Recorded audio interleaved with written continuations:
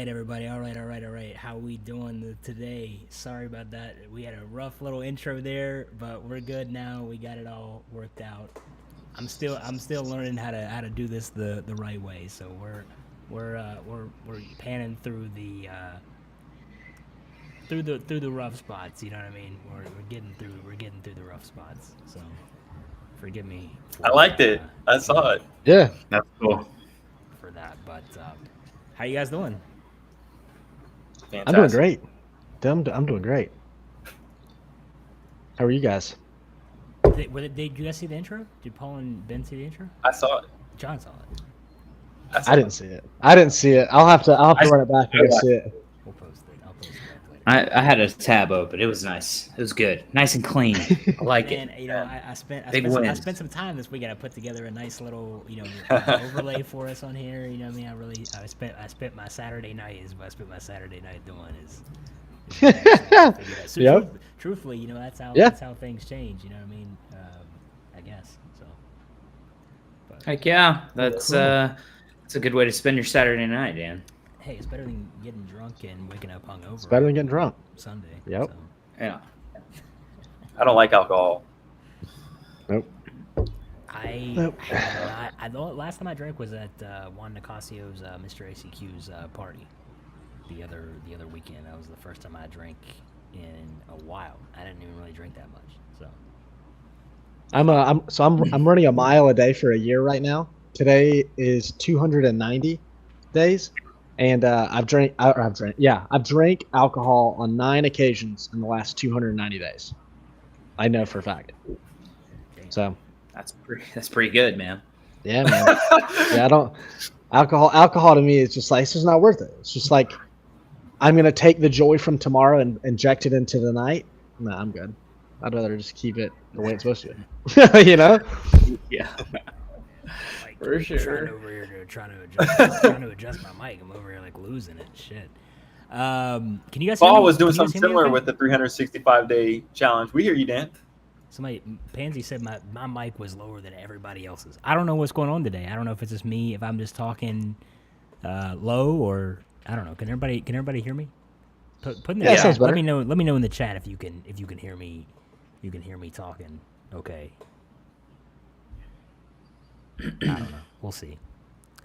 They're the peanut gallery. They start getting fired up. They always got a problem with something. But no, we appreciate it. At least it's not my headset this time. Yeah. No, yeah, I think they gave up on that, Ben. Honestly, they're not even gonna mess around with that anymore. They're just like, that is what it is. Right, yeah. He's not Another fish changing to on fry. that.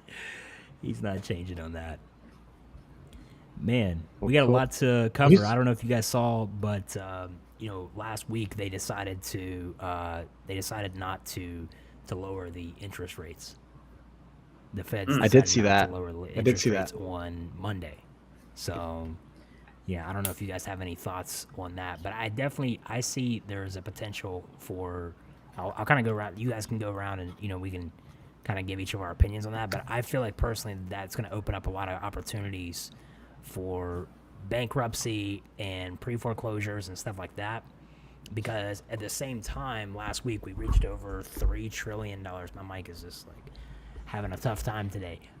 We reached over $3 trillion in consumer credit card debt as Yep. well, and they decided not to lower the interest rates. So, I don't know. I'm gonna let Paul go because I know Paul's definitely got some stuff to say on this. We'll let Paul give his feedback Yeah. because I'm curious to see what he has to say.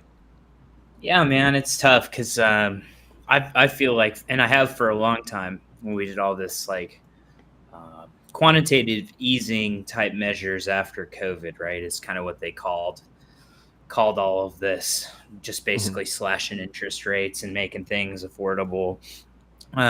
You kind of saw a rubber band reaction, right? Where, okay, now debt's super cheap. Well, then boom, asset prices just, your stock portfolios, your real estate, everything just kind of shot up. Your cost of goods shot up. Everything shot up. And a lot of people were winning at that point, right? I think the consumer is ultimately the one who's kind of fronting the bill right now, and they're basically in a position where, you know, we've had wages. I was looking at this the other day. I'm glad you're bringing this up, Dan, because I was just kind of taking a look at it. I and knew I was you like, would want to talk about this. I knew you'd be on this topic. That's why I was gonna go to Paul first, because I know Paul's got some things to say. Yeah, I was looking at it because I was like, man, so something's got to give, right? And right now, I don't think wages necessarily, they've gone up, but they haven't tracked one for one with inflation, right? So, you know, people technically are earning less. We've had good job numbers. We actually had job numbers post, I think it was later last week, that weren't favorable, which kind of sucked. But before then, we'd had pretty good job numbers. So it was like, okay, people were still employed. They were still making money. They weren't making as much money. And then how do they spend that money? Everything's expensive. How do you take on debt? So yeah, that just on the consumer side, like buying houses has been tough, because it's like, okay, I'm going to sell my house. I made $200,000 in equity on my home. I've got to go sell that now. And what am I going to buy? I'm going to buy the same thing with a higher monthly payment. That's really what a lot of positions, you know, that folks are in. That's why, you know, we've got so many people talking about sub 2 and creative financing and things like that, just trying to figure out a solution to helping people transition those phases. And then on the other side of things, I was thinking, okay, well, what's commercial debt going to look like, right? Because those are structured differently. Those loans are structured differently. And I'm not particularly, you know, a huge commercial debt guru, but those tend to be shorter term loans. They tend to have, you know, more adjustable type rates. They float around, you know, that type of thing. But what I can say is that just like houses, real estate in the commercial space was getting overvalued too. People were buying at low cap rates for stuff. They were buying at really low cap rates for stuff. And now all of a sudden, you know, these notes are going to be coming due pretty soon. And what does that mean for the market as a whole, right? I think that's the interesting part to look at personally. What are office buildings doing? What are multifamilies going to be doing? There's all those commercial loans, right? Like that are coming due up until 2025. So yeah, exactly. And you know, some of those are going to be structured differently than like a traditional mortgage, right? Where you just file bankruptcy and your credit's ruined and whatever. Some of these loans are, you know, described as non-recourse loans, where it's your business that's on the hook for the loan, not you personally guaranteeing the loan. So, you know, some folks just might be handing the keys back to a bank, things like that. But banks don't want. But I thought, so based on, you know, the real estate businesses that are acquiring it, if you're large enough, you're not necessarily having to personally guarantee the thing. It's going to be your business's balance sheets or your what you currently own, your current real estate schedule, things like that. And so I did think that would be interesting. I think there's you know, in markets like this that are tight, there are deals to be had. I think for a lot of our audience who are, you know, effectively trying to do the wholesale thing, it's a really unique time for you guys, because you can go out, sniff out a deal if you know what a deal looks like, and make an investor's day, because they've got money parked places, they just don't know where to go put it. It's got to beat you know, treasuries and things like that. So when interest rates go up, you can park it in U.S. treasuries and things like that and get a pretty decent return. So it's just, where do you put your piles of money to go make more money, right? But there's going to be some interesting stuff on the horizon. You know, I feel it in my stuff when we've got, you know, more commercial focused land type sale that we're marketing. The numbers are really getting penciled out on the buy side. Guys are really trying to make sure that everything makes sense. They're really just trying to make sure that you know, they're not underwater on this thing once they start turning dirt. And so things are just not moving as fast. I don't think that they're stopping. I don't know if it'll ever stop. I think there's always going to be someone buying and someone selling, but at what price, right? And so that's an interesting point to bring up, Dan. But yeah, no, they're not moving rates for a little bit. So we'll see what the election brings. I know they were thinking, maybe some forecaster guys were thinking, hey, maybe in the next 6 months we'll see a signal that rates get lowered a little bit. But yeah, we're still in the thick of it. It's been interesting. I don't think that that's going to happen, because I think, like, if you lower the interest rates right now, if you do it too soon before the election, it's going to catapult us into a recession that's been building, because the only defense that they have right now is the current administration just keeps saying over and over again, like, oh, we're not in a recession, this is a great economy, this all this stuff, because they can technically say that, right? They can technically say it because of the fact that we haven't, like, reached that point on a technical scale yet. So Right. as soon as they drop the interest rates, though, that's going to catapult us into a recession. Paul, can you explain to people, like, what, like, from your perspective, like, how that all works? So if we drop the interest rates today, how does that push us? Yeah, I'd be interested to know how that would work. Into a recession, exactly. Oh, he disconnected, right? He said, "I'm not going to tell you. It's a secret." Oh man, now I got John on 2 screens here. Oh man. There he is. Now I got him back. We got him back. There You're he good. is. You can hear me though. Yeah, we got you. Yeah. You. So how about we start off, for people that are new, to these types of concepts, to define first what a recession is for people. Yeah, that's Yeah. a good point. So recession, and why they should care, and most importantly. So yeah, it's just it's basically when you just have reduced economic activity, a fall in your GDP as a government for 2 quarters or greater, right? What's so it GDP? does have What does GDP stand for? gross domestic product, Ben doesn't right? know. So Ben's still learning.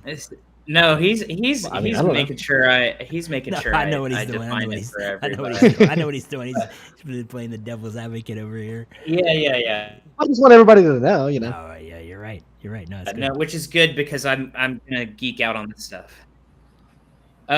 So when we kind of measure the production of a nation, right? That's GDP, gross domestic product is kind of that measurement.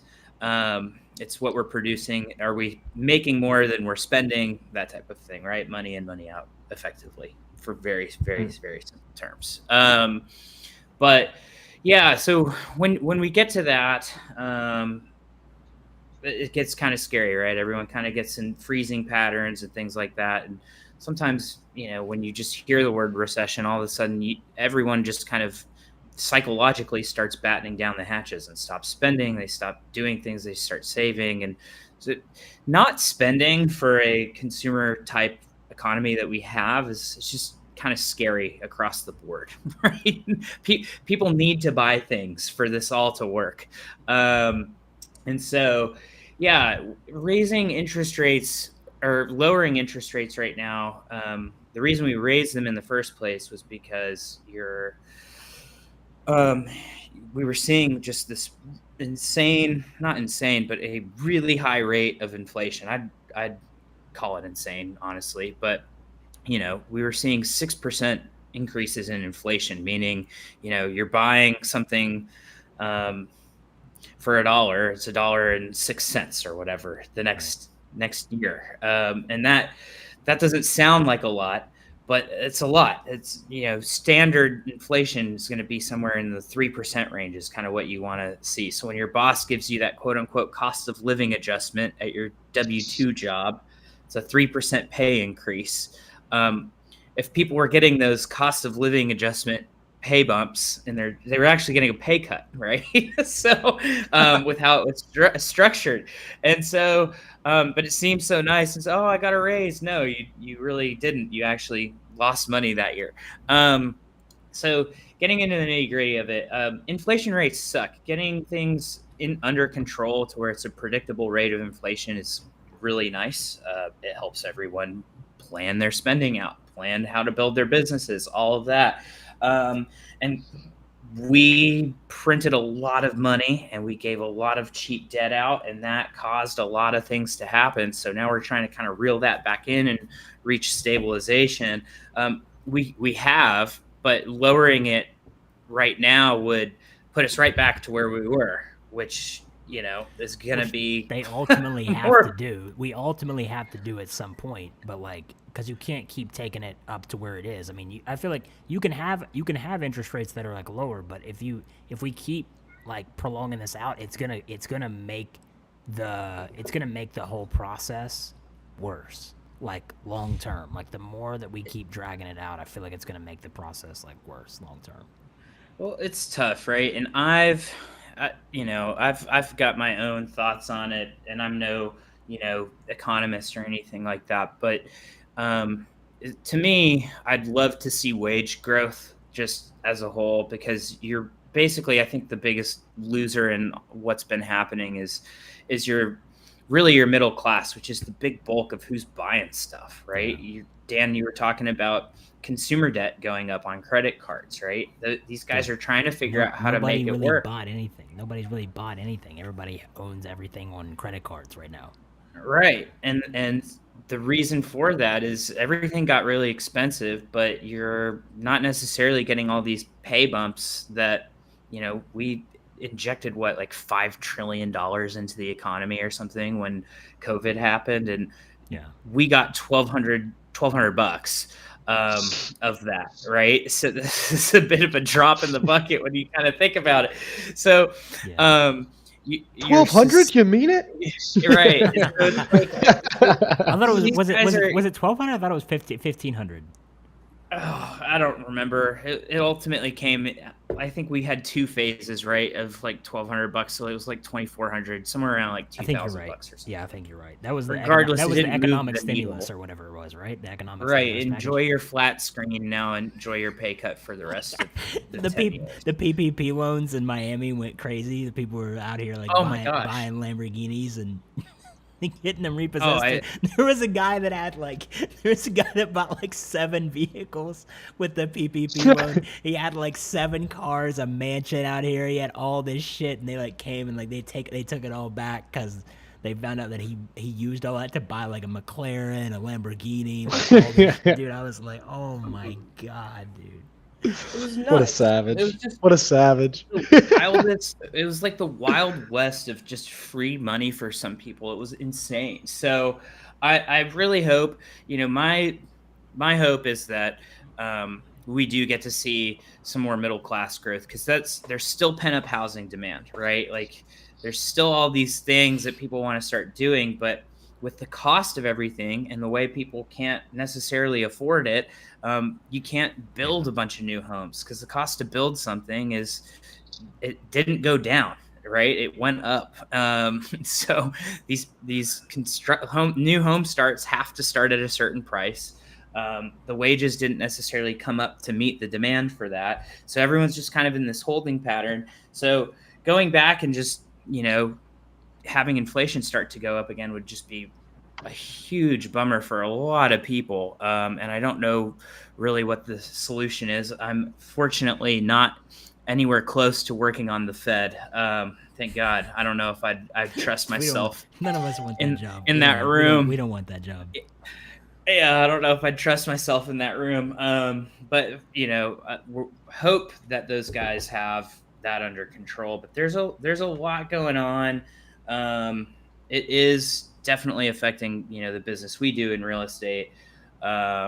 Keep an eye out on it. But I think there's always a solution out there for people, and there's always an opportunity, especially in times like these, because it's not just easy money. This is where your skill, your expertise, all the stuff you've been working towards can really help, you start making moves in markets like this, right? This is everyone's kind of scared. You can start, yeah. And so that's kind of where I've been, is just kind of been out in the wings, looking at stuff.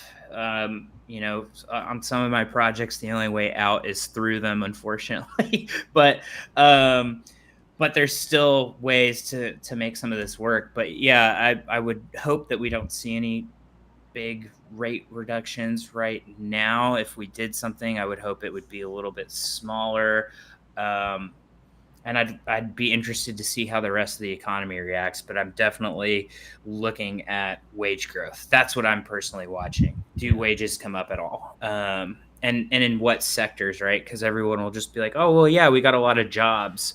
Job numbers look good, but in what sectors? It's all part-time. It's all part-time. They're all part-time. Right, exactly. Jobs. I mean, that's what no one's talking. It's all part-time. Like 77,000 jobs were added in this past quarter. It's like, yeah, but they're all part-time.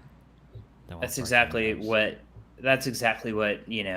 when I saw those job numbers, that was the first thing I looked at, Dan, was like, who are those jobs and what are they making and what are they going to be spending?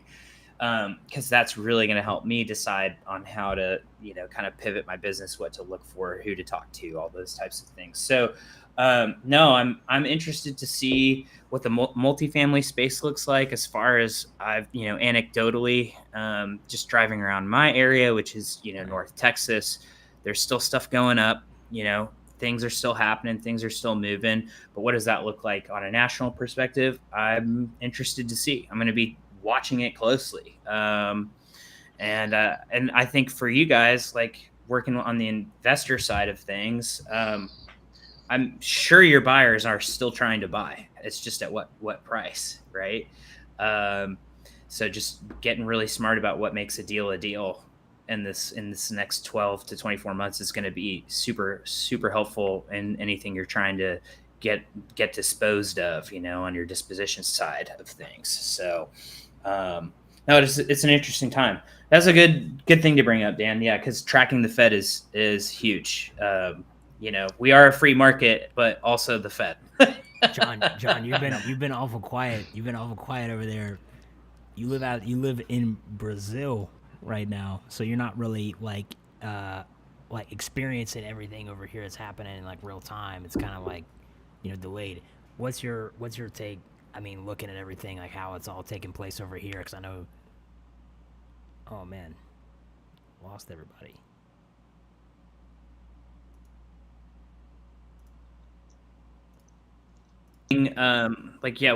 What's your like? I got you guys back. We lost you guys for a second there for some reason. I'm not sure what happened, but everybody's back now. Yeah, man. So I'll be the first to say it. I've been in Latin America, not just Brazil, but Latin America in general for the last 2.5 years, just out here traveling, learning languages and that kind of stuff. So I've seen the economic influence that the United States has over these other countries here in South America. And it's crazy to see, in a country like Argentina, I was there 2 years ago, and the cost of living, everything, from rents to just buying a cup of coffee, has skyrocketed. Like at one time, it was actually cheaper to live in Argentina. And, I just recently went there last month, and I came back, and it's probably more expensive to live there than, most normal cities in terms of consumer spending on restaurants, food, that kind of stuff. What I can say is in terms of transportation, Uber was cheaper out there. It was like $3 for an Uber for 30 minutes. You can go 30 minutes and you're paying like $1 every 10 minutes. But I think, in countries like Brazil, I see that it's still a much lower cost of living because of the leverage that the dollar has over the real. And, I'm seeing, you have more leverage, with your dollar over these economies that are spending in reais and pesos. Though in a lot of places, the cost of living is still going up, So regardless of if you have more notes in your hand, you're still paying the same amount of money, really, for consumer goods, going out to the restaurants, spending money on Ubers, buying food at the grocery store. for the most part, it's not so much of a discount like it once was. I think that maybe inflation has a lot to do with that.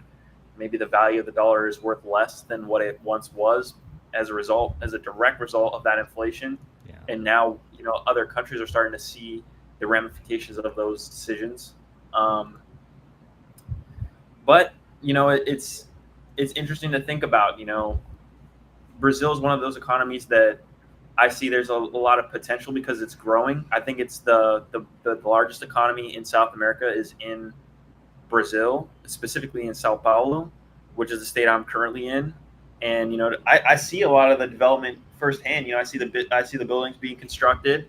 I see the areas that are popular, and I see how much leverage you actually have with the dollar out here, and the interest rates in terms of relativity to what's going on in the United States. If you're already getting more value for a US dollar and you invest it in a country like Brazil and the interest rate is relatively lower than what you could get in the United States, I'd have to double check what the current interest rate in Brazil is, but I think it's like 8%. So just trying to kind of juggle the value between what you get using a dollar, investing a dollar in an economy like this versus what you could possibly do in the United States is interesting to see, because I set out with the intention to come to South America to not only learn languages but eventually to be doing international real estate deals. So I've made some connections. I've entered into some brokerages, and I've learned what's the norm out here. I spoke to one agent that told me that for seller finance deals in Brazil, the average is 0.5% in interest, which is crazy. If you go direct to seller. So depending on where you're at, Airbnb is probably the only play that makes sense. I don't really believe in the long-term rental stuff out here just because I don't know the economy that well, but I know that people that want to come to exotic locations see a nice Airbnb and want to spend, $1,000 a month at least. And, if you're not paying more than $200 a month to own that or sublease it, whatever you want to do, there's money to be made. Yeah, for sure. It says it's like 28.7%. Like, what is that? Is that like? That could be like credit cards or something. Average credit card. Yeah, I don't really know what APR. that really means. It doesn't really say. You know who has a crazy low interest rate though? Is Japan. I don't know if you guys track that at all. For like. Japan is Japan's got it right. You been to Japan? All of their. I'm about to go. I haven't been. My buddy lives in They got Okinawa. it right. He's like, they got it right. Like, have you been? He's like, Well, my buddy lives in Okinawa, and he's like, dude, they're balling. I'm on my way. I am.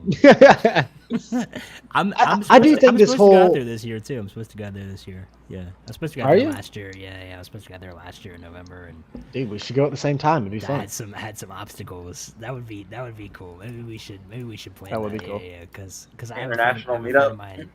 I'd be down. No, but I do think the interest rates and the temperament of the entire economy is just so important in the aspect. And I probably approach the thought more than likely very different than Paul or John or even Dan. I just look at it as like, how are the people that I'm going to be dealing with, my customer, how are they going to be feeling on a day-to-day basis based off of what they receive from the media, which everybody that watches the media for the most part is the middle class, which is who I'm going to be working with, middle to lower class in my business. So whenever I think how their thought process is going to work, it's going to be, hey, honey, we should sell the house or we should go buy a new house. Their first thought is going to be, what's everybody else saying about the market? Yeah. And everybody else is saying, oh, the market's bad. And most investors or people that do these types of deals would be like, oh, this is going to make it difficult. They're not going to want to. People have to sell the property regardless. And if they already are expecting kind of like a bad market, bad experience, it creates, subconsciously, it creates opportunity for you to provide, a solution that could be creative and could be a little bit more advantageous to me, and they be okay with it because they understand the temperament of the market and the economy. Yeah. I mean, for me, I don't care. Keep the blood in the streets. I'll keep making money. I mean, that sounds shitty, but like it's the truth. I'll tell you, man. I'll tell you. I was talking to some guy in Atlanta the other day. He responded to one of my SMS messages, and this guy was really like in a panic. He's like, "Have you been watching the news?" I'm like, "Dude, I don't even watch the news. I don't even Nope. pay attention to the You news asked for the exactly wrong this guy. reason." You know, He asked the the wrong guy only that stuff question, bro. He asked he the really wrong did. fucking guy that question. The only stuff that you're seeing in terms of the mainstream media is chaos. You know, you don't really see anything positive. You know, from the last time I watched the news, you know, they're never talking about anything worthwhile. You know, it's always somebody's getting shot, people getting robbed. You know, you live in a dangerous world. And you know what I think? Just me being me and just my experience of life, having been to these other countries, man, everybody tells me that every country is the most dangerous place on the planet. I've been here, you know what I'm saying? I've been to Brazil. I've been through the favela. You know what I'm saying? I don't just stay in the city. I be around. You know, I don't post about it all the time. But I've been around. Okay. Hey, I've been in the slums in Argentina. You know what I'm saying? The slums. But here's the reality from what I really believe. I believe that the majority of people that consume the media live in a state of fear to the point where they believe that the world is so dangerous around them that they just don't do anything. You know, they live in this bubble where they're afraid of everybody. Everybody's scared of everybody. Really, everybody just very calm, very passive type individual. You know, it's very rare that I actually see some sort of crime or something like that. And if anytime I've ever seen any sort of crime, it's a petty crime. You know, somebody try to snag someone's phone, or you know, I saw somebody try to take someone's bike. But it, like, other than that, I've never seen anybody, you know, really get too violent in the Nobody's streets getting or stabbed or anything try to like that. rob. Nah, man, not from what I see out here. You know, not from what I see. That would be wild, But, dude. Imagine just walking down the street and just see somebody just getting shanked. You'd be like, He's come back to next week of the Yeah, podcast. it's like- I was he's wrong. like looking at you, just like, oh, he's like, turn your head. He's like, I just imagine John just like, what did he be like? All right, I'm just gonna walk this way over here.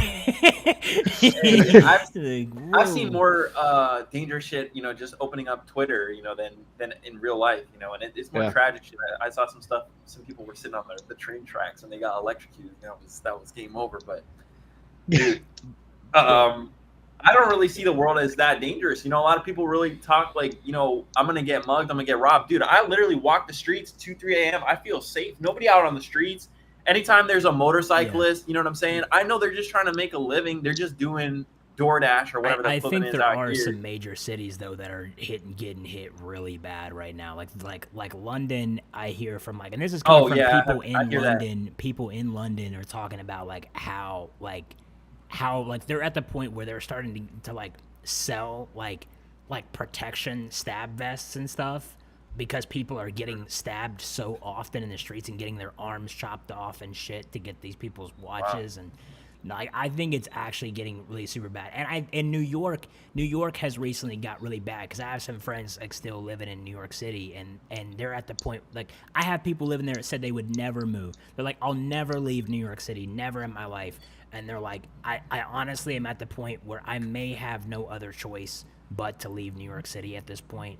I don't know if you guys saw like the protests and stuff that were happening at Columbia University and all that That's kind of crazy. stuff. That's crazy. But it's getting out of hand. And what's crazy is like the governor of New York, I think it's the governor or the mayor of New York City, Eric Adams, went on the news. And the policies that he supported when he got into office, he's starting to say he's like, oh yeah, he's like, we don't. He's like starting to trek back a little bit. He's like, oh yeah, that's not a good idea. Let's see if we can backtrack that a little bit. That I'm donor like, money dude, got you him. did that, You mean a politician didn't do what he said he was gonna do? bro. Wow. He's When, you know, I'm curious to know, when are people really going to say enough is enough, you know? Because Yeah.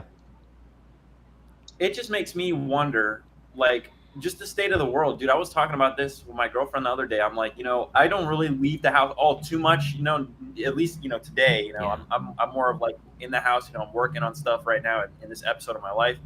Dude, I go outside and it's just like, dude, I don't recognize the world that we live in anymore. You know, it just No. doesn't seem the same. Like the way that people conduct themselves, just like the general ideology that's being like pushed on, like just the narrative in general of like what's acceptable, what's normal. And people just don't question it, you know. And I think the majority of people don't really question anything. And it also made me kind of think about this too. Was like, you know, people make all these assumptions like things are just the way they are, you know, things are just the way they are. But how is that true? Because you've gone to school, you've been indoctrinated literally since day one. You know what I'm saying? You've been fed this idea that you need to grow up and fit in this box of being an employee or going and doing this or live your life on this specific path.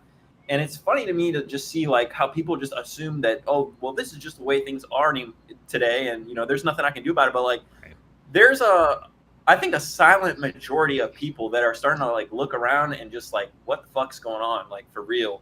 And I want to know when people are gonna say, yo, like enough is enough, and like they really start to get a little bit more vocal about their opinion, because I think that the loudest opinion right now is just one that's creating chaos and disruption, in the world, like on a large scale. I think that's what's publicized. I think there are people that have, like, there's a lot more people than people realize who are trying to talk and trying to, like, go on Twitter, trying to go on YouTube, like, trying to talk about this kind of stuff, and they're just getting, like, like, back blasted by YouTube. They're getting shadow banned. They're doing all these things. Like, they're taking down those posts of people being like, nah, like, I've had enough, and they just put up this stuff like the protests at Columbia that happened last week. Like, it was all over the news, right? It's like all anybody saw. If you were watching the news, you just like saw all these protests of people like ripping down the American flag, putting up the Palestinian flag, and all these different things.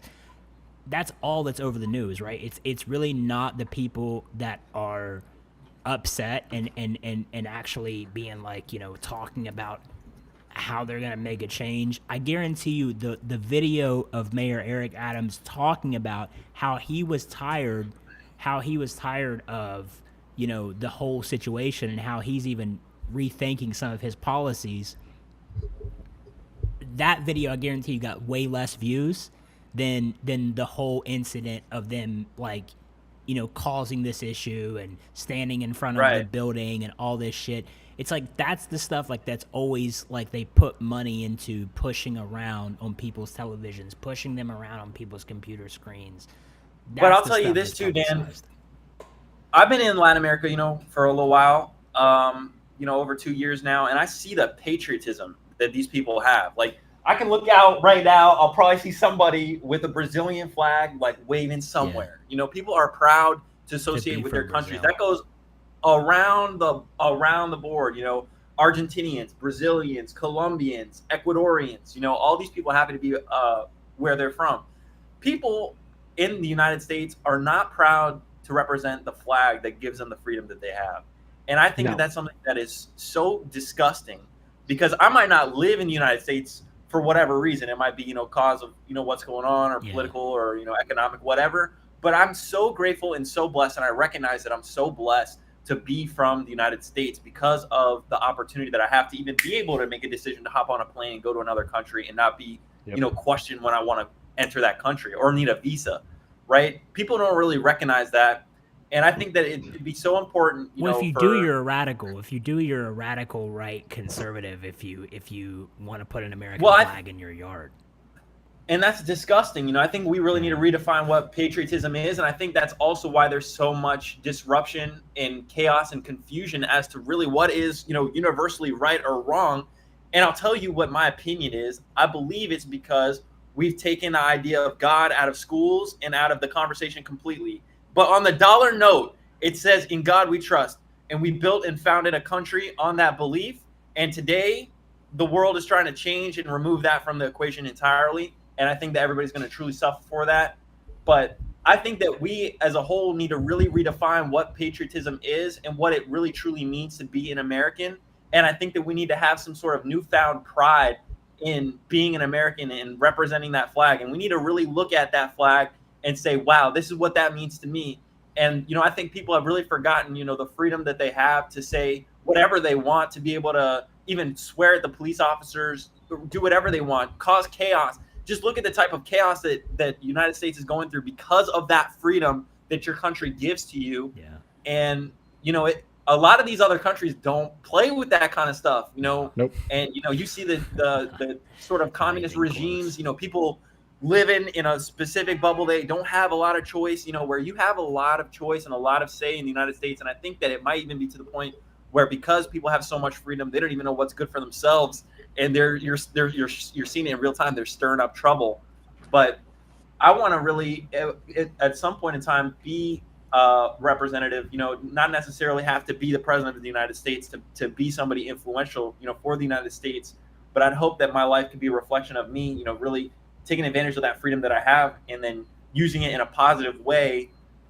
Because I just feel like, and this is just on a universal scale, because United John States Johnson for is president. one day, yes, I will 20 run for voting, president. baby. I'm voting. 2035. 20, I believe it's 2036 that I'll be able to 2036. run. Wow. But I'll tell you this, man, the United States is a superpower, you know, in the views of all these other countries. They look to the United States to be a leader, you know, of the world.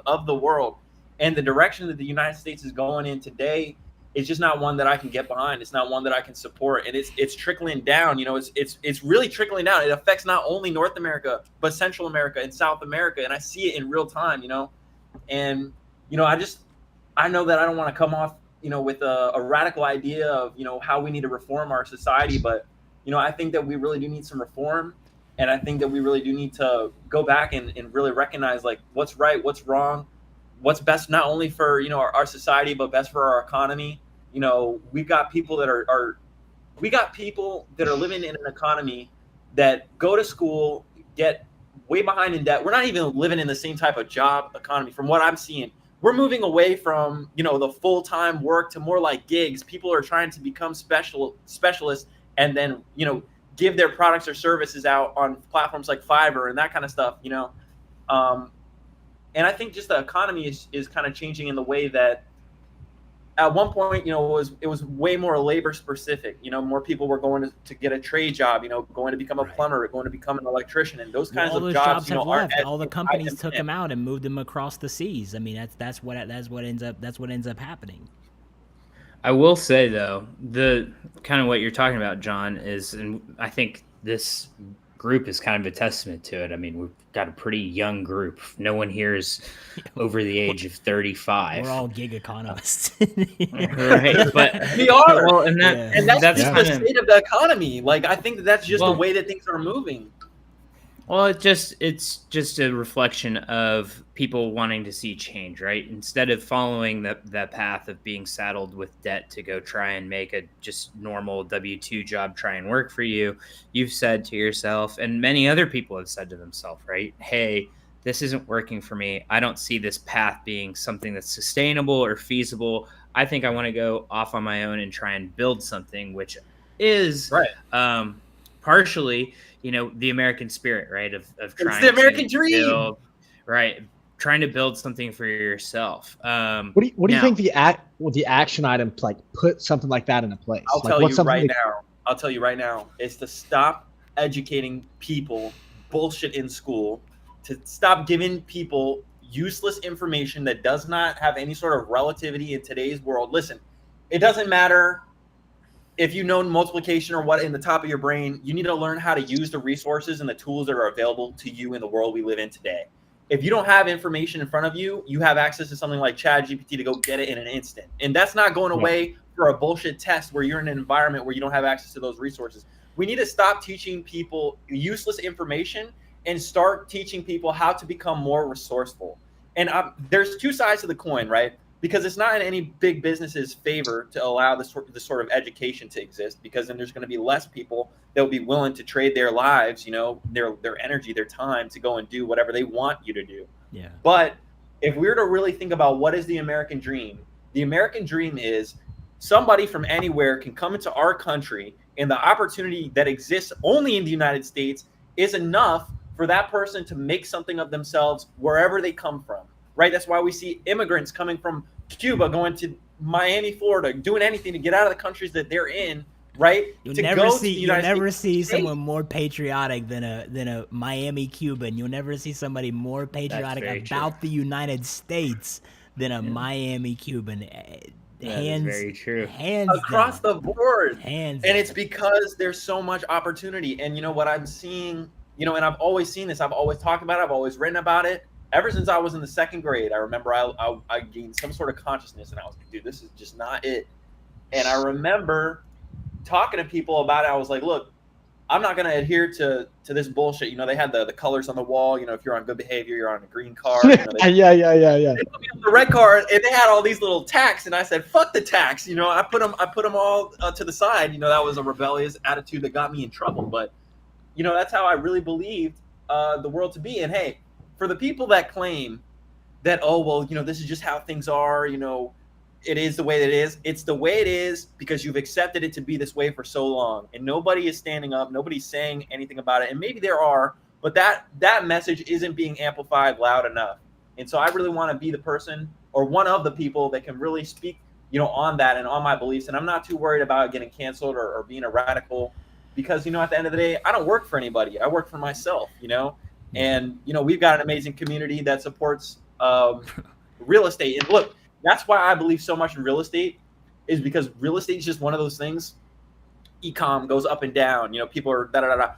Someone's always going to need a house. Someone's always going to need to sell. Always. Doesn't matter what type of state of economy we're in. Somebody's going to be in a distressed situation where they've got to sell in the next 30 days.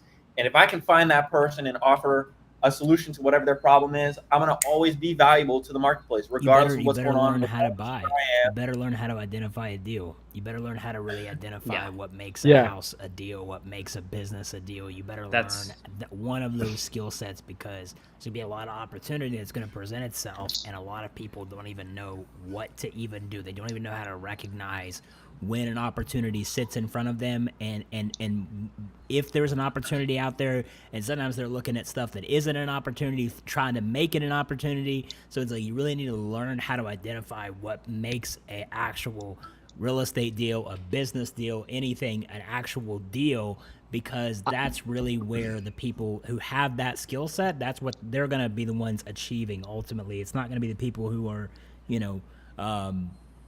out there that are struggling with that skill set. It's like, if you don't know how to identify what makes a deal, that's one skill set that's invaluable here in the next 2 years. I think that one thing right there, regardless of what the market, economy, whatever happens, that right there, if you can identify opportunity, that will be the huge separator, because the difference between rich and poor is just about to get bigger and bigger and bigger and bigger and bigger. And whether you or not, you know how to identify opportunity will be the determining factor whether you live your life abundantly or poor. And it's all based around that mindset if opportunity exists. I've talked to somebody the other day and they were like, man, I want to be an entrepreneur, but all the good ideas are taken. I wanted to almost be disrespectful. I wanted to be disrespectful because I'm just like, definitely, that would have pissed me off. Yeah, like how plain brain, zero imagination are you? Like to tell me that all the good ideas, like, come on, man. Hey, well, I'll tell you this, on that topic of, you've got to really be able to identify what makes a good deal a good deal. I've got to give all credit where it's due to REIRev for putting me in a position where I can now identify these types of deals. I can't tell you how many other wholesalers reached out to that one guy that had the 15 acres in Dawsonville that saw that Zestimate at $400,000 and offered him $200K because they only knew to offer 50% of Zestimate. Where I, because of somebody in REIRev, was able to actually underwrite that land opportunity and realize that, hey, this is actually worth more than what the seller's asking at $950,000, and I could have made $100K plus off of the total spread. After I paid the agents whatever, I may have walked away with somewhere around $70K. But the reality is, I would not have been able to do that had I not been in proximity with the people that had the experience that I lacked at that time. That's a clip. And so that's a clip. I want to just. That's a clip right there. Say, clip the shit out of that.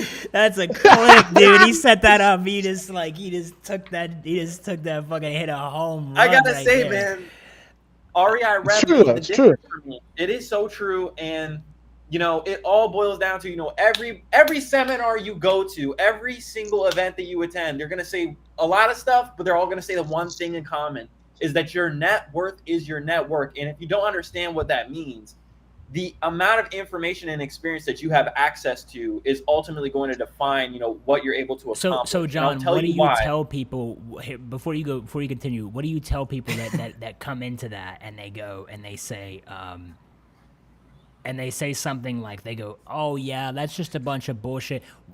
Thinking that they grew up, I have no net. I have no network. Who am I going to connect with? You've seen where I grew up. You've seen where I come from. Right. How am I going to connect with anybody? Oh yeah, my one friend that has $1 million, just go ask him for a $20,000 loan. My one friend, I have zero friends that have $100,000. So who am I supposed to go to? I'll tell you. Listen, man, I started off, I remember, with nothing, dude. I literally, I had a situation, in my family. I lost my dad when I was 17. and I wasn't the best relationship with my mom. I wasn't living with her. Came to the point where I had to go and live with my mom. You know what I'm saying? Yeah. There was no room for me, there at that house. I was sleeping on the floor. There was no bed in that room. I was on a yoga mat with pillows and a comforter. I still got the photo. Shit. I had no money. I had no experience. I knew nothing. I had no connections. I had no friends that were making money, that were doing deals. I didn't even know about real estate really existing. You know what I'm saying? That's where I came from. That's where I started. Everybody in my family always told me, go to school, John. You're fucking up your life, John. If you don't go back to school, you're just gonna be a broke bum. Like, you're never gonna do anything. And that's the reality for a lot of people that are listening and watching this right now. But just understand this: that's only your current reality.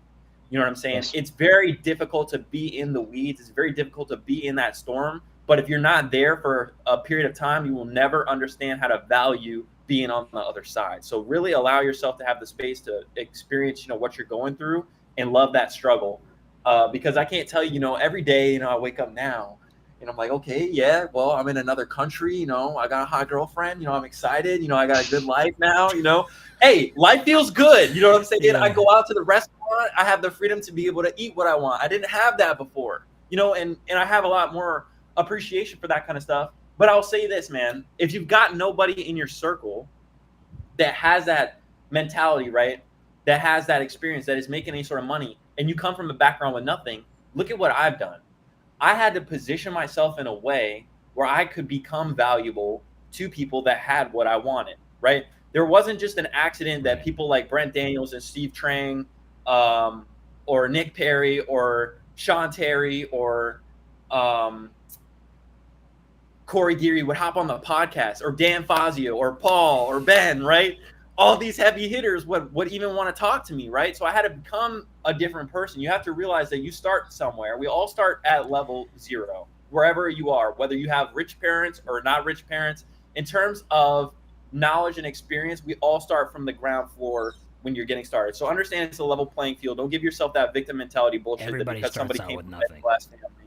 Everybody. Yeah. Doesn't matter if you've Whether got rich parents or not. It's either it's knowledge, or it's either knowledge, or it's if you don't start off with money, you don't start off with any you might start off with some money, but you don't start off with the experience, right? You don't start off with the grit and the grind, because the thing that people start off with, that have on the people that start off with money growing up, is they had to learn how to work hard to even eat, and even try to survive. So they have a survival mentality. They have this grit and grind mentality over the people that grew up with everything, right? So it's like, I had a really good financial background, to grow up on. I didn't come from wealth, but I definitely didn't come from being lower class or broke. So it's I had a stable foundation there to take off of, but I had no idea what it was really going to take to really build something 100% on my own. I came from a successful business, growing up in a successful business, but I had no idea what it was going to really take. And so I took a major risk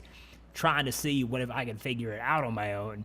And it hurt, because I didn't have that experience at first. It hurt me because, I had to really deal with some shit, because I didn't have that. I didn't know what to do, right? I didn't know. I was like, man, I don't even know if I can, I don't know if I can eat, right? I don't have the money to, what do I do, right? How do I get this money to be able to go to the grocery store?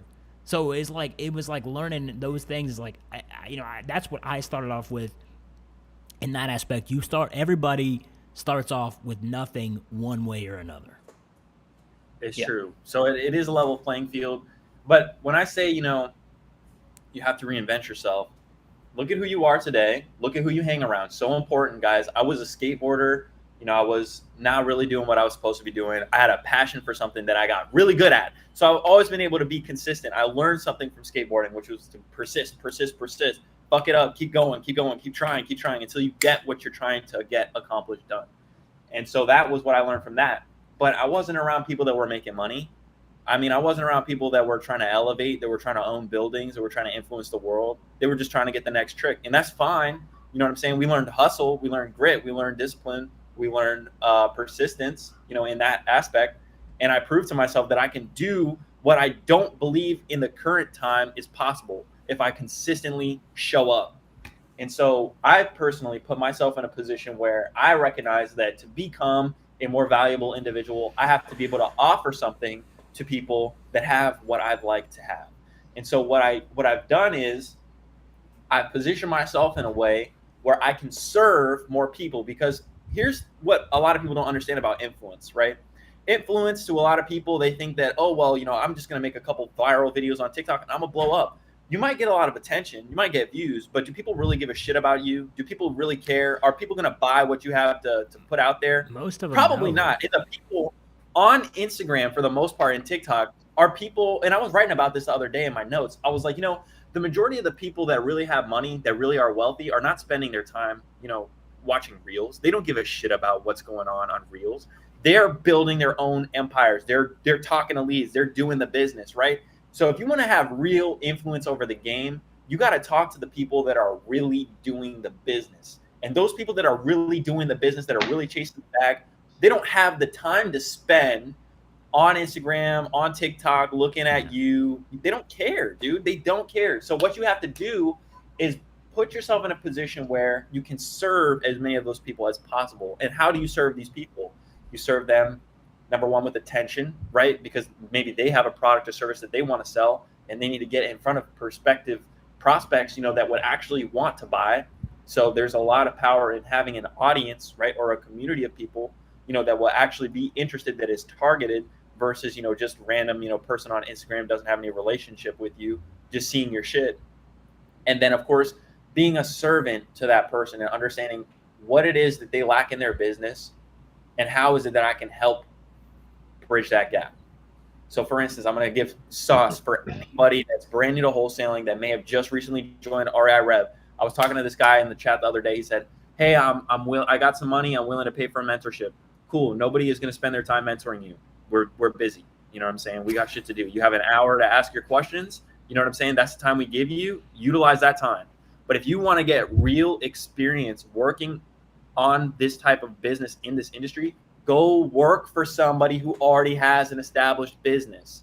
That's how you get real, tangible experience. Hit up Ben. Say, hey, Ben, how can I work with you? I don't think that that's the best way to even do it, though, because here's the thing: is like you, me, Ben, and Paul, and Bob and Matt and all the guys in the community, like that they look up to, that they want to like work for.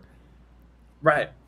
We don't know anything about you, like, and if we're not putting out there, hey, I need somebody to do some work for me, hey, I need somebody to, unless you're offering to work for me for 100% free, the odds of you coming into my direct messages on Instagram, on Discord, whatever, right, and asking me for a job, the odds of me giving you that job is little to nothing, because I know zero about you. And if you're just coming to me offline, the odds are way worse, because I'll tell you one thing, Dan, that I want to add to that is, in terms of being a valuable person, right? You got to show, you can understand one thing about value. Dan's business. Yeah. Right. I want to get to that too, is that Dan has a business where he needs leads for his business. He needs to call. And this might not be Dan specifically, but if somebody brought this to me or to Ben, right, and somebody said, hey, John, look, I see you're a closer. You know what I'm saying? I see that you really do this business. I've watched your calls. I've watched you close people on the phone live. Right. I know that you really do this business. Can I give you leads to call? And in the process, I can watch what you do, and you can help me get to my first deal closed. Matter of fact, I don't even really care, about how much money I make off this deal. Please, help me at least cover the cost of the marketing and, make some money. I'd be happy to work with that person that wants to give me lead flow, because that person is offering to me something that I need. My biggest bottleneck in my business is I need to talk to more motivated people. I know that I have the skill that if I get on the phone with somebody that needs to sell in the next 30 to 45 days, if they have a conversation with me, I will be able to get an agreement in place and put pen to paper and get that process started, right? So if they can say, hey, let me put you on the phone with more people like that, I'm willing to front the money, I'm willing to take a risk and bet on you, that is somebody that has already shown respect of my value in making an offer to invest into my business and say, John, I want to work with you. That's somebody I'm going to take serious. I'm not going to, nobody on the stage, nobody that's really doing this business is even going to offer somebody 50% of a deal they don't even have. They don't know what to do with it, right? And so what we saw in the community the other day, is a spitting example. You know, Chris, somebody that was seeing Dan do that 90-day live challenge, I thought you were going to talk about something else. I was like, when you Oh brought no, up when you brought no, up don't worry 50 about that. when you brought up 50-50, no. I was like, oh man, we're not gonna go Here's back the to positive this. side of it is somebody like Chris saw Dan making that challenge, doing it Yeah. live, and he said, all right, well, I'm gonna follow along with Dan because he's actually showing me step by step The what I've first got to do day to he was set in up the my own community. business. The first day he The was in the first community. day. And you know what? He said, all right, Yeah. I'm going to take action. I'm going to do this thing. Let me spend some money on SMS marketing. We'll see if we can get some leads. Here's what happens with Chris. Chris gets a lead that is already listed. Is that correct? It's already on the market? I don't know if it was actually like listed on the market or not, but it was But in a there's an situation where agent it involved. failed. I think it did fail. There was an agent who was trying to sell it. She was just Gotcha. doing an open house, but I mean, I think it was either about to go up or it was a failed listing, one of the two. So yeah, I mean, Okay. he knew So from let's take watching it our from there. show what to do, right? What to even pitch them on the idea. How to have the conversation, how to structure the call, right? He Yeah. found this person going after, I'm assuming, expired listings. Great. Perfect. Right? So he finds this seller that needs to sell but couldn't get an offer that makes sense. You know, and there's a reason why, which is the economy topic that we're talking about here earlier, right? Interest rates going through the roof. What you see in terms of a monthly payment, I believe I saw it was like on a 2.6% interest rate at a $450,000 house is the same as what you would have seen. So if you had a 2.6% interest rate on a $750,000 house, you would be paying the same amount of a $450,000 house with a 7.6% interest rate, something like that, right? Where you're having to pay that same monthly spend, you know, for a lower value of house because that interest rate is so much higher. And so if we can identify how to play interest rate arbitrage, how to structure a creative solution for the seller where it makes sense for them to walk away and sell in this type of way, it would be advantageous for that seller to accept an offer like that because nobody else could make them that offer. Nobody else could solve that problem. So I got to give a huge shout out to both Bob Sadai and Matt Riley for making this possible and sharing this knowledge and information with the community, because now, just because Chris was doing what Dan was showing him how to do, he brought this up in a conversation, and one of Matt's mentees, you know, one of his disciples is saying, look, I can help you make a deal out of this lead. Before Sam even got involved, Sam brought me the deal is what happened. And see, here's the whole thing is like the first day Sam joined I was doing the live stream, right? I was doing the live stream. I was cold calling. And he joined and he was like listening in and watched me. And he saw me doing the CRM. And he was like, oh, I'm going to buy his CRM. He bought it live immediately. Right after he joined the Discord, sees it happening. He drops a thing. He says, hey, can somebody send me the link for the software that he's using? And so he's like, yeah, it's Dan CRM. Chris, right? Chris. Yeah. And he goes and buys it. Okay. And then that he's been in doing my blueprint calls every Friday because he got like the upgraded package. So he comes in the blueprint calls every Friday. So we've been able to build a relationship because he already put himself out there to me. Like, hey, I'm serious. Hey, these are these things. And it's like, it's way easier for me to have a conversation. And it's like, and it's not saying that like, I feel like you have to pay me to be able to have a conversation with me, right? Like there's a lot of people in the community that they're not even customers of mine. And we ended up, you know, building a relationship. Like me and Ben have been able to build a relationship, and Ben's not a customer of mine, and we've been able to. I'm about to be. I haven't told you, but I'm about to switch. There we go.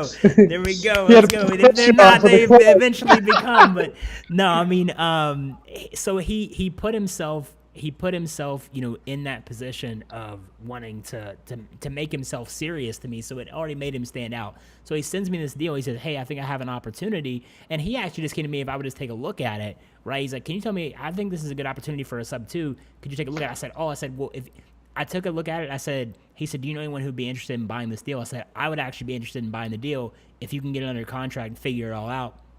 So we were kind of going back and forth, but I just kind of ran out of time, you know, every single day, and I couldn't really. Now he wanted me to get on the phone and go do a call with the agent, and that was kind of where I was like, man, I don't have enough time to go and do that. So that's where Matt Riley's guy came in, you know what I mean? Sam, you know what I mean? He came in and he was like, oh, hey, he's like, I'll jump on the call. Right, he reached out to Chris and he was like, "I'll jump on the call. We'll make this happen." So, but Sam, being the honorable guy, oh man, I lost everybody again. What happened? What happened? All right, here we go. All right, we're back. back now. We're back now. We're back now. All right, but anyway, so I lost. Where Sam is different is the fact that Sam was like the one guy who he reached out to me first. Okay, he reached out to me, and my guy Lily, who's in the chat, said I just got the CRM. I saw his text come through. I said, man, I didn't know who it was. I said, I'm on a live podcast right now. EKJ man, and he was watching the podcast. But what's funny is like I'm talking to Sam, and Sam reaches out to me about the deal and just says, hey, I just want to make sure before I make this call to this agent that it's cool with you, because I know Sam brought you the deal, and I don't want to step in because I don't want to have a situation here. So I know Chris brought you the deal, so I don't want to have a situation here. And Respect. He was like, I just Much respect. I mean, and that really makes me have a lot more respect for Sam, because of the fact that he could have taken that right on. They could have pitched it over to somebody else. I mean, they could have sold this deal to anybody. I know Matt Riley's got like 1 million guys. He can just throw it up on his Facebook, and the deal's gone in like 24 hours. This dude's selling deals like It's gone in 6 minutes. He's selling houses like people sell Rolexes. I don't even know how this dude's doing it. If this guy ever wanted to get in a watch trading game, he'd be selling and trading watches like crazy. But Sam got in touch with me, and I said, yeah. I go, hey, listen. I said, even better, I don't have time to make the call to the agent. If you want to go out and structure this thing, help Chris get this thing under contract, I'd be more than happy to pay you guys an assignment fee together. I just understand that if you guys both come on, you guys are going to have to split the assignment fee, and it still has to make sense to me. He's like, I'm going to get you in under 8%. Guaranteed. I'm gonna get you in under 8% entry. And I was like, honestly, you can't beat that, because who's a lower rate. How am I gonna get into a house? Where am I gonna go buy a property? Whose loan am I gonna go borrow to get less than a 10% down payment for a house? With I think it's like a 7% interest rate, which is that's average. But if I go to the bank, I'm going to go get 7.5%, 8.5%. I mean, the interest rate's not going to be any better. And in return, I'm going to get probably I'm going to get hit with a huge down payment, probably 25 to 30%. They're probably going to ask me. So our goal for this is we're going to buy this house, and we're getting in under 10%, and we're just going to wrap it over to a owner occupant. We're just going to wrap the mortgage over to an owner occupant, probably most likely for 15% down. So because they're still getting a 10% discount, because a lot of people can't. The whole bottom line is they can't get approved on the regular market because of this or whatever. They got one strike against their credit for some bullshit, you know what I mean, and they're like, I can't get approved on a on a mortgage or whatever for a long period of time. So therefore, there's a lot of opportunity out there to be like, hey, well, not only am I going to get you approved, not only can I get you into the house, but I can also I can also get you into the house for 15% down, right? Which is unheard of. You can't get in. You cannot go and get a loan. Like, I don't think people understand. It's like the whole problem of why people are renting right now more than anything, why people can't go and get a house like they used to be able to, is because you can't go and get not everybody can go and just get an FHA, right? Like, everybody thinks, oh yeah, like all these old people just like talk about these FHAs. All I needed back in the day was 3% down. I'm like, dude, like, do you know how hard it is to get approved for FHA anymore? Even if you are a first-time home buyer, most people are fucked because of either the house that they're trying to buy or themselves as an individual. They're fucked with the FHA. And the whole problem with the FHA is that the back end terms of the mortgage leave these people in a shitty position. So it's like you can't go and get a conventional loan for what you used to be able to. And no one's got $200,000 of cash anymore. Nobody's got $200,000 of cash anymore. Like, I talk to so many people on a regular basis, and they're people who are making money don't have the cash. They don't have it. So I mean, there's just. I don't know. I don't know if you guys see the What same do you things think, that Paul? Paul's got something. I mean, you're an I can agent, see. I right? can see Paul's got something. Paul is an agent. He's saying About some which? I questions. want to know. Well, I mean, like if you're even We've getting an talked offer, about a lot. I've been a fly on the wall for You've been a a fly on the wall. live. So what are we chatting about now? What Do you specifically, agree Mark? with me in the fact that like, do you feel like people are really struggling to go because all these like I feel like there's a big discourse from people who are saying like, oh, like you got to go and get a house, you got to go and do this and that. It's like it's not easy for people to go and get No. a property anymore right now.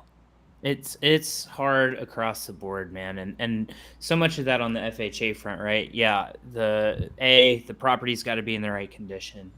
You can do it as low as 3.5% down, right? But that's now a decent amount of cash, right? Yeah. If you're doing 3.5% down on a $400,000 home, you're over 12,000 that's the plus average. closing costs. That's the average Right. now. The average isn't That's $100,000. Yeah, and you got to now hope you've got call it 17, 18K in your bank account that you can just spare before you buy furniture, before you do anything. Right. And then on top of that, you've got to meet debt to income ratio requirements, right? So we're $3 you trillion have to have a in pretty consumer debt. We're $3 trillion in consumer debt. Somebody's Right? got the So debt, right? Somebody's holding all that debt. So there's all these things. It's really, I think the thing that we see on the buy side more and more is your debt to income ratio, right? A household has to make a decent amount of money to be able to afford this type of stuff. And it is, at this point, pretty well above, I think, what the median household income is in the United States to make that happen. So it's a very select few. I actually have almost more of a challenge helping a first-time home buyer out than I do, someone who's well established in the game. Like the 600K plus price point almost seems easier to me right now, where I'm at, because these guys have equity in previous thing, or their careers are good or whatever. So it's tough. No, it's super tough. All of it's tough. And people don't talk about the back end stuff, Dan, where you've got money owed in escrow if you sell between a certain time frame and things like that, right? So it's all weird. It's all tough, man. It's super tough. But on y'all's end, that's opportunity. You guys can solve problems for people. I love the idea of creative right now, especially. That's there were low interest rates. These people can't necessarily exit, but maybe you can make their life change easier if you're able to do some of this more creative type stuff. There's opportunities for you, the person making this deal happen, to exit multiple ways, whether it be a wrap or just a traditional sub-2 sale or whatever. Like, there's ways that everybody can win on this type of stuff, but it's being able to identify those opportunities. And kind of circling back to the conversation we had before, right? If you don't know exactly what that looks like, you're bringing something. If you bring something to someone who does know, now all of a sudden you're in a room with different people, right, who are doing some things that might be able to help you out and grow your career or your trajectory personally. But you've got to be the one to take that step forward. You've got to be the one to make that leap and show Paul's that are freezing up. fonts of knowledge for you. Oh no, You're good. but okay, but yeah, you would want to basically show those people who can be a font of knowledge for you, that you've been putting in the work yourself to try and make that happen. And that's what I've always noticed when I've sat down with people that probably I shouldn't be sitting down with in terms of where they're at and where I'm at in life. It's because I've been putting in a lot of work towards a goal that I've set for myself. That person, aside from me just bringing value, something that I think an established person wants to do is provide some of that knowledge that they've built over the years, right? Who wants to just sit on it and just hoard it all? Like, at some point, these guys are going to die, and they want to pass that torch on to somebody. Right. Be that guy who's putting in the work to take the torch. It's rare for someone to step out and say, "Hey, here's what I've been doing. Here's where I'm trying to go." Like, a young person with that type of fire, that's value in and of itself. That's someone seeing themselves in their younger years, and they're like, man, okay, I'll give this guy 10 minutes. You know, that happens to me on a regular basis. It happened to me in a real life elevator pitch one time. You got Just pitched- because I was you in got the pitched right by pl- somebody? No, I Oh, elevator you pitched a guy. elevator pitched a guy. When I first wanted to get into commercial real estate, my friend snuck me into a networking event that I had no business being in, because I was like, hey, I'm trying to get into the space. I just want to talk to people. I'll show up. I'll do whatever I got to do. Showed up 7 a.m. full suited at this breakfast networking event. Hand wrote my name on a hello, my name is thing. Everyone else had printed off, whatever. And man, I thought it went so terribly when I was there, right? No one wanted to give me the who's this guy just sitting at our table? I was like, I felt so defeated. And then on the way back down in the elevator, some guy's like, so what are you doing? And I'm like, man, I'm just trying to get into the game. I purchased real estate. I saw what it can do. I've been researching the heck out of this thing, and this is where I want to be. So I'm here to just look at someone who's going to want to work with me on something, pass some knowledge over to me. He goes, dude, any guy that's showing up in a full suit at 7 a.m. on a weekday, just saying he's looking for work, deserves to make it happen. Yeah. Yeah. Yep. He took me out to lunch 2 weeks later. You know what I mean? It's just, Paul has his own pursuit of happiness story. dude, for real. It's like, and that stuff happens to me all the time, where I'm just like, who are you? What do you do? You seem interesting. We gotta talk. Here's what I'm doing, and that really comes in full circle. So you put yourself in the right position, you put the work in yourself. That's the key, right? Whether you're bringing someone a deal, whether you're bringing someone your sweat equity, and you're demonstrating your ability to learn and adapt, like that stuff is valuable. But just saying, hey, I'm looking for something, like just in a really easy way, I don't think really demonstrates that. But if you put in that little extra effort, it's noticed. You better have immediately. something Got extra me figured fired out. up. Good. For sure. Fired up. Oh, yeah. I want to talk about that too, man, because look, a lot of people in their life right now, they have a shitty job relatively. They're not making money. You know what I'm saying? And they want more out of life, but they got to realize one thing. They don't understand, why is it that guy makes more money than me? How does he do it? And here's the reality. You know what I'm saying? You get paid in proportion to the amount of value that you offer the world. Okay. And so the person that's working that dead end cashier job, counting pennies, giving people little money, that's all the value that you're offering. That doesn't mean that you're not a valuable individual, but it means that the skill that you're performing on a daily basis to earn money is not a high value skill. So when we say that you've got to learn how to solve problems, you've got to learn how to serve people, you got to learn how to diagnose what a problem is. That's what I see so many wholesalers that try to get in here from doing something like fast food. I want you to just get this bullshit out of your mind immediately. Never tell yourself, that's not my job. Oh, yeah. I can't help you. Talk to my manager. If you talk to yourself, or you talk to somebody, you talk to a customer like that, you're never going anywhere, because you're never going to expand. You're never going to go out of your way to try to solve somebody's problem.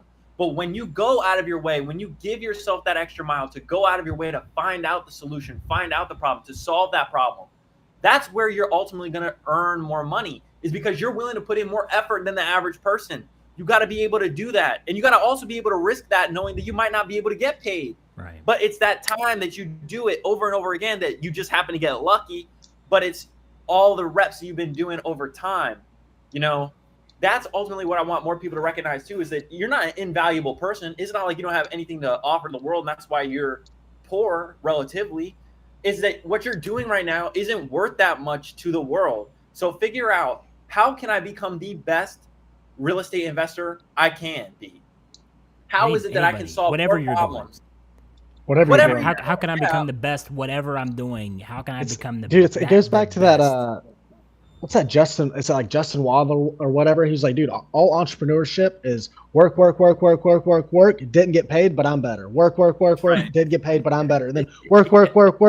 Still didn't get paid. Work. I just got paid. And it's like that one moment where it's like, that's when you capture and rinse and repeat. But you've worked for so long with no income. Exactly. And that's the risk, that a lot of entrepreneurs, I think every entrepreneur has to take, you know what I'm saying? Because there's that uncertainty. And that's where, number one, faith is built and tested. is to say, I'm going to commit to doing this thing without a specific result. When you go to work and you clock in every day, you know that your hour is worth that much amount of time. And it's a low amount of time in comparison to what you could be doing if you were spending your time in another way. But there's nobody saying, okay, well, here's $100 an hour, here's $250 an hour. But you got to be the one to pay yourself that bank balance every single hour, every single time you get on the phone. Because if you look at it that way, you're going to be more enticed to do more calls and to do more action. But it ultimately boils down to this, right? And it's something I think about all the time. However you spend your time, the time's getting spent. The amount of value that you put on your time is up to you. Do you want to spend your time doing something that earns you $10, $15, $20 an hour? Or do you want to pursue something that's going to be building you an empire, something that's going to pay you out millions of dollars in the future? What are you valuing your time to be worth? You gotta have something. You gotta have something where it's like, I hate to like go on like the gig economy thing, because I don't think that you should really be a gig economist for very long. Like you should try to you should do a gig as long as you can until you have enough money to go and build a business that can establish and give more value back to the society and the environment around you. Because if you just focus on doing a gig, you just focus on that gig, you're just making fast money here and there, a check over here, a check over there. Nothing's really consistent. So until you actually go and establish a business in some type of formality, I think that's the risk. That's the risk that most wholesalers face every single day. Is most of them don't understand, am I going to use this to establish a business or get into investments? Because if they don't, then they just get caught up in the gig aspect of it. Right. But this stuff like OnlyFans and all this stuff, it's like it doesn't provide anything. Like the whole, and this isn't a shot at anybody. You know what, Dan? I like this take. It might not provide any value, but it bridges a gap in the marketplace. There is a demand for what they're selling. Yeah, but at the same time, it's not giving any jobs to any individuals. That's the whole problem, is it's not giving any jobs to anybody. So it's like that becomes the main issue at the end of the day, is like it creates all this opportunity for people to make all this money, which in return just bridges the gap between the people that are wealthy and the people that are poor, because those jobs don't create other jobs. Like the whole thing of like, because the people running the OnlyFans servers and stuff like that, none of them live in fucking America, dude. Let's get real. Nobody is running any of these servers and any of these cloud-based softwares. None of them live inside the country. The support staff doesn't even live inside the country. Right. So I mean, it's like it's not creating anything, giving anything back to our economy by any means necessary. But it's like if you go after a gig, start making money, establish yourself as a business, start building a business, then start hiring people. It's tough, it's harder, but I encourage more people to go after more individuals in the United States. If you live in the United States, hire inside the United States. If you're building a business in Colombia, hire people in your own country. Don't go out and try to hire people in other countries or outside of Colombia. Be proud of where you're from and what you're doing. Don't try to go and outsource your work, because that's the whole problem that we're in, the position that we're in, is like the people in America who have jobs, they're working these jobs that really have no value, right? They're just showing up to a desk and their bosses, aren't happy to pay them because, we have a demand for a certain wage over here, and these people they're not really, passionate about what they're doing, so they go to work bored out of their mind and not passionate every single day. But at the same time, I don't know if you guys saw the interview with Tucker Carlson and Joe Rogan that he did for Joe's podcast. Two very different people having a really interesting conversation. I think it's one of the best interviews outside of the Shannon Sharp and Cat Williams interviews this year.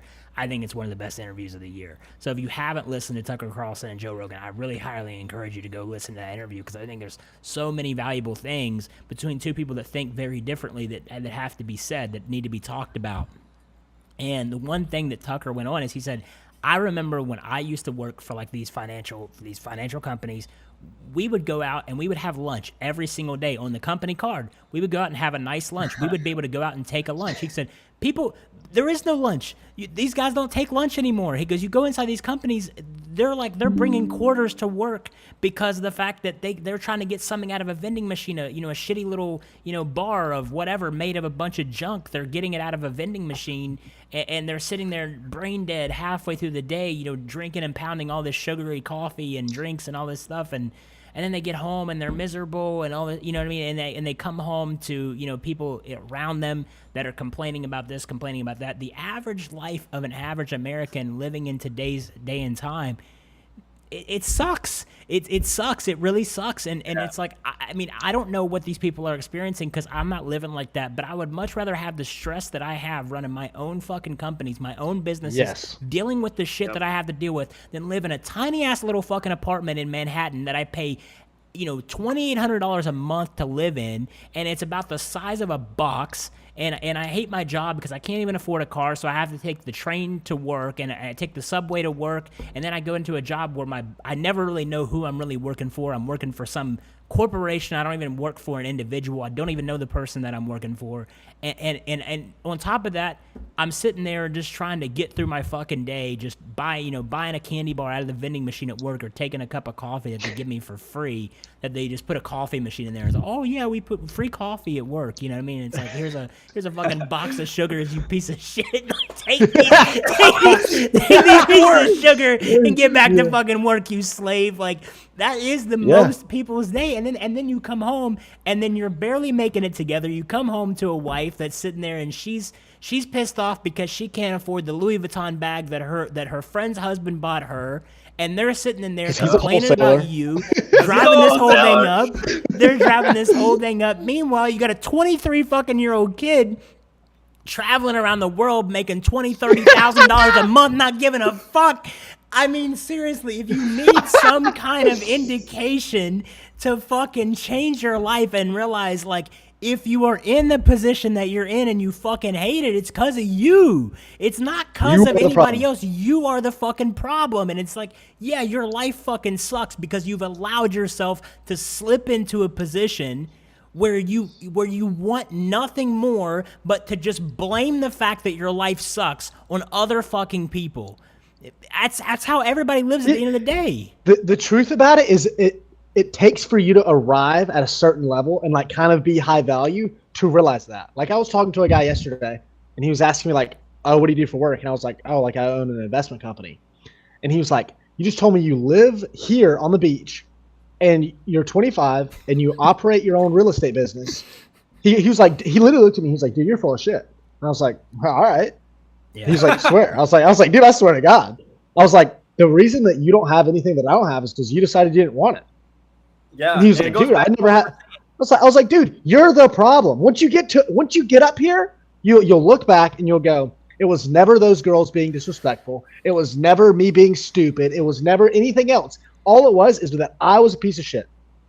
That's it. I didn't have the skill set that I needed to have to become a high level. And you know what it is? It's indoctrination, dude. It's from the beginning. You go to school, and they put this idea in your mind that this is the way that the world is. And the reality is, unfortunately, a lot of people never break out of that cycle. They never think that there's more to life. But for those of you that are in proximity with us, that are in proximity with the number one most valuable real estate community in existence, life can be different for you. You get to decide what you want to do with your life. You get to decide how you spend your time. You get to decide how much you're worth. You get to decide what your assignment fee is. That's what you get to decide. The problem with most people is they don't have a decision.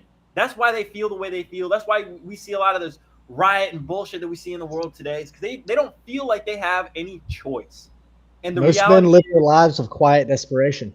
Most men live lives of quiet desperation. Dude, and you know what? It's crazy. You know, I was just kind of thinking about that. You know, it's a different mentality you're in. You know, when you're a single guy versus when you're not a single guy. And when you're not a single guy anymore, you know, you kind of look back at like you when you're a single guy. You're like, oh, okay, well, I could. You just see the world differently. You know what I'm saying? You see the world differently. And it goes back, like, you can't be desperate to get what you want, because when you're desperate about getting what you want, it runs, you know what I'm saying? It runs. But when you're just calm, you know what I'm saying? And you can sit in a position where you're indifferent, you don't need anything. That's when everything starts chasing you. When you get your money back, you get your money up, you start getting your shit together, you become stronger, you become more valuable. Bro, it's only a matter of time, bro. Listen, after this podcast, I'm going to drop something in the chat. It already happened. You know what I'm saying? It always fucking happens. You fucking make shit happen. And you don't sulk. And you don't complain about that girl forever. You know what I'm saying? Take your time. You might need a month. Give yourself a little bit of runway. If you really love that girl, whatever. But move on, bro. Focus on you. Get your money right. Become better. Become more valuable. Become recognized. Get stronger. You know what I'm saying? Do that, dude. And eventually, you're gonna fucking forget. You're gonna fucking forget. And so, listen, man. For the people that are out there that are watching this right now, that are going to that job that they fucking hate, that bullshit job they really don't like, it's up to you, man. You have the decision to not clock in anymore. I was literally walking down the street. I've been just recording myself, on my phone. I haven't posted anything yet, but I was recording about it. You have the decision of how you want to make your life, right? Everything you do is a decision. It's your choice. You choose to wake up in the morning at this time and go to work for your boss. Yeah. You can become your own boss. You can say, I'm going to say, fuck it. I'm not going to wait till I have enough money. I'm going to take this risk and I'm going to make this shit happen. All right. I can say this because I've lived this. When you don't have the option to fail, you have to succeed. And I succeeded because I put myself in a position where I burned all the boats. What we talked about last week, burn all the boats. Do not give yourself an option to fail. And it's very unlikely that burn them. Burn the boats. I think cool. I think that's where we gotta wrap it up. We gotta wrap it up off of that. Oh, that's the best note. Paul's like he's packing his stuff together in the background. He's putting his stuff in his suitcase over there. He's like, all right. Yeah. But we appreciate you guys. Thank you guys for tuning in. We've had a live audience pleasure. this whole entire time. Man, a lot of people were saying here, they talk about, I guess they've known John for a while. A couple people tuning into this. Somebody said, happy to see you succeed, John. I just tuned in and I saw your live pop up on my timeline. So gang, baby, that's gang. Hey man, John's been around the block. He's had some people, watch him, get his money up. You know what I mean? So even from before I knew him. So, well, listen, man, I'm thankful to be in the position that I'm in. I tell everybody this. I literally thanked God today. I said, God, thank you for putting me in a position where I can be, a leader of the number one most valuable real estate community in existence. And, I ask that everybody just be blessed. You know what I'm saying? Everybody have a blessed day, a prosperous day, an abundant day, and that you will be able to be in a position where you talk to people that need your help and that you'd be competent enough to either solve that problem yourself or have the network that you need to get that person's problem solved. Cool. Put it together, guys. Put it together. All right, guys. Peace. Ben's already out of here. He already was like, he's like, fuck these guys. I'm out of here. I'm not even waiting for this intro. But thanks, everybody. We'll be back again next Monday. This is the Revolutionary Podcast. If you guys haven't hit that subscribe button, click the subscribe button, click the like, leave a comment down below. I'm going to edit this right after we do this time, so that way we're going to post the full video up with the full edited version, so that way if you want to go up and you want to watch the replay, the full edited version will be up, available. I'm going to send that over to John here shortly, by the end of the day, so that'll be up by tomorrow. And we got to start posting clips. We got to clip this up, so I'm going to go put this in the processor. We're going to clip the shit out of this podcast, because we got some good highlights here. But thank you guys for dealing with me as we learn how to navigate this live stream, learn how to make this thing great. So future looks bright. I still believe so. I still truly believe it. I believe it in my heart. I really feel like that's really where it's headed. The future looks bright, and just keep going. If you're not satisfied with where you're at, start doing something about it today. Don't wait till tomorrow. Peace, everybody. All right. Appreciate you guys. Appreciate you, John. Appreciate you, Paul. We will catch you guys next Monday at 1 o'clock, every Monday Eastern time, 1 o'clock. Peace, everybody. Take care.